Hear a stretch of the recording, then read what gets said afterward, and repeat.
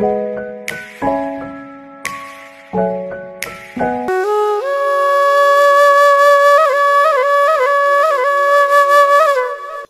অসহায় দুস্থ এতিম শীতার্তদের মাঝে বেসরকারি স্বেচ্ছাসেবী সংগঠন আর্নেল লিবের উদ্যোগে কম্বল বিতরণ করা হয়েছে।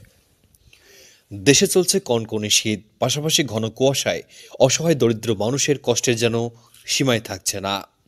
এসব হতদরিদ্র শীতার্ত মানুষের পাশে এসে দাঁড়িয়েছেন সমাজের কিছু মানবদরদী মানুষ।